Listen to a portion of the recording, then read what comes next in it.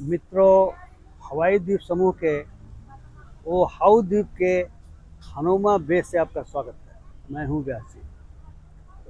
हम आज एक ऐसी जगह आए हुए हैं जिसके बारे में टेनिसन की पंक्तियां इसमें कहते हैं, वे rolls the deep where grew the tree what changes thou earth have seen. ये पंक्तियां बिल्कुल सटीक बैठती हैं। मैं क्यों ऐसा कह रहा हूँ? ये जो आहू द्वीप है और पूरा हवाई द्वीप समूह ही कहा जाता है। 137 ज्वालामुखी है वहाँ पे, लेकिन इस आहू द्वीप में यहाँ होनोलुलु भी है। इसकी उत्पत्ति आज से 40 लाख साल पहले प्रशांत महासागर में ज्वालामुखी के फटने से हुआ बताते हैं। जो जियोलॉजिस्ट लोग हैं, जो भूगर्भ विज्ञान के जो ज्ञाता हैं, वो ऐसा बताते हैं। और अभी मैं जहाँ खड़ा हूँ, जिस बे के पास खड़ा हूँ, जिस खाड़ी के पास खड़ा हूँ, हनुमा खाड़ी इसका नाम है। हनुमा बीच कहते हैं इसको, हनुमा बे इसको कहते हैं। ये 30 से 40 हजार साल पहले दोबारा किसी ज्वालामुखी के लगातार फूटने की वजह से बना। और इसकी खासियत यह है कि सामान्य खाड़ी नहीं है, यह कोरल रीफ वाली खाड़ी है। यहाँ पे जो मरीन लाइफ है, यानी जो जीव जंतु हैं, जो प्लांट्स हैं, वे खास तरह तरह के हैं। उनकी भी जो आकृति है, आकार प्रकार है, कुछ खास तरीके का है। और इसी वजह से इस बे को, इस खाड़ी को यहाँ पे महत्वपूर्ण दर्जा मिला। बहुत पहले जब यहाँ पे ट्राइबल्स रहा करते थे, अब तो उनका पता नहीं है, क्योंकि जब से अमेरिका ने यहाँ कब्जा किया और काफ़ी दूर दूर से सैलानी और माइग्रेंट्स आने शुरू हुए, तो मैंने एक वीडियो में बताया था कि अपने साथ कई तरह के रोग भी लाए थे, और सिफिलिस, ट्यूबरकुलोसिस जैसे। और उसमें जो स्थानीय ट्राइबल हैं, उनमें से काफ़ी लोग की मौत हो गई थी, बहुत कम लोग बचे हुए हैं। लेकिन जो ट्राइबल लोग थे, वे यहाँ पे मछली पकड़ा करते थे। प्रशांत महासागर से जुड़ा हुआ ये बे है, ये खाड़ी है। तो यहाँ जो इस खाड़ी में मछलियाँ हैं, मरीन लाइफ है, वो खास तरह की छोटी छोटी मछलियाँ, पीले रंग की, ऑरेंज रंग की, कई रंगों की, जो हम अपने यहाँ एक्वेरियम वगैरह में देखते हैं, उस तरह की।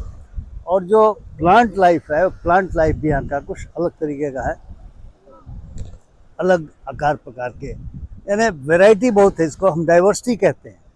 कुदरत की डाइवर्सिटी यहाँ पे दिखाई देती है। और यहाँ प्रशांत महासागर से जो लहरें, कई बार ऊंची ऊंची लहरें आती हैं। आप देखिए, इन पहाड़ियों की ओर देखिए। इन पहाड़ियों को देखने से पता चल गया कि इन लहरों की वजह से ये पहाड़ियाँ कटती रहती होंगी। इन पहाड़ियों पर भी उस तरह के चिन्ह बन गए हैं, तो लहरें भी आती रहती हैं। तो जो पुराने ट्राइबल लोग थे, यहाँ पे मछली मारने पकड़ने आते थे। लेकिन सबसे बड़ी बात यह कि जो कोरल रीफ है, जो इसके नीचे है, इस खाड़ी के नीचे है, और जो प्लांट्स हैं खास तरीके के, और जो जंतु हैं इस यहाँ पे, उनका नुकसान नहीं करते थे, क्योंकि मानते थे कि प्रकृति का कंजर्वेशन, यानी पर्यावरण का की सुरक्षा करना, उसका संरक्षण करना उनकी अपनी उत्तरजीविता के लिए, अपनी सर्वाइवल के लिए ज़रूरी है। अगर मनुष्य पर्यावरण के साथ छेड़छाड़ करेगा तो उसके अपनी ज़िंदगी पर ख़तरे हैं। बहुत डिजास्टर आता रहता है, और आज की तारीख में तो पर्यावरण से छेड़छाड़ करने की वजह से जो डिजास्टर्स हैं, उनकी तीव्रता बढ़ती चली जा रही है। बहुत सारे जो जानकार लोग हैं, वो कहते हैं कि जो क्लाइमेट चेंज हो रहा है, वो भी पर्यावरण के साथ छेड़छाड़ करने का नतीजा है, और क्लाइमेट इंड्यूस्ड डिजास्टर्स आ रहे हैं बहुत बड़े पैमाने पर। इस हवाई द्वीप समूह में भी फॉरेस्ट फायर खूब लगता है, क्योंकि यहाँ पे गर्मी पड़ती है। अभी मैं आपसे बात कर रहा हूँ, बड़ी भीषण गर्मी है, और ये कहा गया है कि आप कैप पहनिए, आप चश्मा लगाइए, क्योंकि ये जो अल्ट्रावायलेट रेज जो आते हैं, तो सबके लिए मुफीद नहीं पड़ते। इसे किसी के लिए नहीं पड़ते होंगे, लेकिन आमतौर जो लोग नहा के निकल रहे हैं, तो निश्चित तौर से बाद में लगाएंगे टोपी और चश्मा पहनेंगे, लेकिन वो मुफीद किसी के लिए भी नहीं होता। तो ट्राइबल्स ने महसूस किया कि पर्यावरण की सुरक्षा जरूरी है और वे अपने जितना उनका आवश्यकता थी उतनी मछलियाँ पकड़ के यहाँ से ले जाते थे, लेकिन वे कोरल रीफ को नुकसान नहीं पहुँचाते थे। वे जो प्लांट्स हैं यहाँ पे खास तरीके का, जो मरीन लाइफ जिसको हम कहते हैं, तो जो एनिमल्स हैं इसके अंदर, उससे कोई नुकसान नहीं पहुँचाते थे। लेकिन जब बड़े पैमाने पे यहाँ पे लोग आना शुरू हो गए, अब जानते हैं कि 1898 में जब अमेरिका का आधिपत्य हो गया हवाई द्वीप समूह पे, तो इस ओआहू नामक द्वीप पर भी उनका कब्जा हुआ। तो 8 बड़े बड़े द्वीप हैं जिन पर उनका कब्जा हुआ, और जो आने लगे लोग वे कोरल रीफ के साथ छेड़छाड़ करने लगे। वे पर्यावरण के महत्व को तो समझ नहीं पाते थे। वे जो यहाँ पे मरीन लाइफ अंदर है उसके साथ छेड़छाड़ करते थे। तो बहुत बाद में आकर के, मैं समझता हूँ 20वीं शताब्दी में आकर के, यानी 1898 में तो अमेरिका ने कब्जा किया ही था और राज्य तो ही बना था हवाई आइलैंड 1959 में, लेकिन उसके पहले ही इसको संरक्षित क्षेत्र घोषित किया गया। मरीन लाइफ कंजर्वेशन डिस्ट्रिक्ट के रूप में इसे घोषित किया गया है और यहाँ कई तरह के रेगुलेशंस लगाए गए हैं। आप कोरल रीफ के साथ छेड़छाड़ नहीं कर सकते, आप मरीन प्लांट्स के साथ छेड़छाड़ नहीं कर सकते। लोग यहाँ तैरते हैं, लोग यहाँ पे स्नोरकल के नाम का जल क्रीड़ा करके अंदर तक जाते हैं और अंदर उनको प्लांट्स के दर्शन होते हैं, अंदर वो मरीन लाइफ के दर्शन होते हैं और वो रीफ के दर्शन होते हैं। और ये मनाही है कि आप छेड़छाड़ करेंगे तो आप पर कार्रवाई हो जाएगी। इसलिए आप देखिए कि दुनिया भर से यहाँ पे सैलानी आपको दिख रहे हैं, अलग अलग नस्लों के लोग हैं, खास करके ईस्ट एशिया के बहुत सारे लोग दिख रहे हैं, यूरोपियन लोग भी दिख रहे हैं। और आप यहाँ जिस तरह की संस्कृतियों से लोग आते हैं उस तरह की संस्कृतियों के अनुसार वे आपको अपने कपड़े इत्यादि में दिखाई पड़ेंगे। खास करके आप महिलाओं को देखेंगे, हमारे यहाँ की महिलाओं और यहाँ की महिलाओं में फ़र्क है कि हमारे यहाँ की महिलाएं तन को ढकना पसंद करेंगी, भले ही वे नदी में स्नान कर रही हों या वे समुद्र तट पर हों, लेकिन यहाँ पे दूसरे तरह की संस्कृति है और सबको अपना अधिकार है, हक है, जैसा वो जीना चाहें, जैसा वो वस्त्र पहनना चाहें, जैसा वो खाना चाहें, सबको अधिकार है।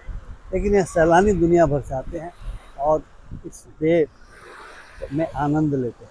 और यहाँ की सरकार ने एक अच्छा काम ये किया है कि यहाँ पे जो एंट्री है बड़ा रिस्ट्रिक्टेड है, तो पब्लिक ट्रांसपोर्ट नहीं चलता। आपके पास यदि गाड़ी है तो आप उस गाड़ी से आ सकते हैं, आपको गाड़ी के पार्किंग के लिए जगह मिलती है तो आप गाड़ी को पार्क कीजिए, नहीं तो आप इंतजार कीजिए और फिर $25 प्रति पर्सन के हिसाब से वो आपसे फीस लेते हैं और तब आपको बारी बारी से यहाँ आने के लिए अलाउ करते हैं। एक तरीके से सरकार इसके रख रखाव के लिए रेवेन्यू जनरेट कर ले रही है, उसी रेवेन्यू से इसका रख रखाव होता है। मित्रों, ये जो प्रकृति का अद्भुत नज़ारा है, ये जो ज्वालामुखी फटा और उससे एक खाई बनी, उससे खाड़ी बनी, इससे बे बना, तो निश्चित तौर से कहा जा सकता है कि ज्वालामुखी का फटना एक डिजास्टर भी हो सकता है। लेकिन उस आपदा में अवसर, उस आपदा में इस प्रकार का अवसर ताकि लोग इंजॉय करें, ये इस देश ने सीखा, इस देश ने बनाया और ये बहुत पहले से बनाया, चूँकि 30 से 40 हज़ार साल पहले ये ज्वालामुखी फटा था। तो जब से यहाँ पे इंसान रहना शुरू हुआ होगा, जब यहाँ पे मनुष्य आना शुरू हुआ होगा, तब से एक खाड़ी है और ये आसमान इस खाड़ी को देखता रहता है, जो नज़ारे हैं वो देखता रहता है। ये आसमान जो चेंजेज हो रहे हैं धरती पर, जो टेनिसन ने कहा, उन चेंजेस को मूव करके देखता रहता है। मैं आशा करता हूँ कि आपको भी इस खाड़ी को देख करके, जान करके यहाँ पे कोरल रीफ बहुत ज़्यादा हैं, ये सुन करके कि यहाँ पे मरीन लाइफ प्रोटेक्टेड है, कंजर्वेशन इसका किया जाता है और हमें भी पर्यावरण के साथ छेड़छाड़ नहीं करनी चाहिए, शायद आपको भी अच्छा लगेगा। इसलिए मेरा उद्देश्य रहा कि जब मैं पहली बार आया हूँ तो इसके बारे में जो मेरी अनुभूतियाँ हैं मैं उसे आप तक भी पहुँचाऊँ और मुझे आशा है कि आपको ये मेरा छोटा वीडियो ज़रूर पसंद आएगा, आ रहा होगा। अगर आपको पसंद आया है तो आप कृपया शेयर करें, लाइक करें और अपनी टिप्पणियों से भी लाभान्वित करें, क्योंकि पर्यावरण बचाना मनुष्य के लिए बहुत ज़रूरी है, मनुष्य की उत्तरजीविता के लिए ज़रूरी है, आने वाले समय के लिए ज़रूरी है। डिजास्टर्स को रोकने के लिए ज़रूरी है। इसलिए हम इससे भी सीखेंगे। और अगर आपने अभी तक मेरे चैनल को सब्सक्राइब नहीं किया है तो कृपया सब्सक्राइब करना ना भूलेंगे। इन्हीं शब्दों के साथ बहुत बहुत धन्यवाद। नमस्कार।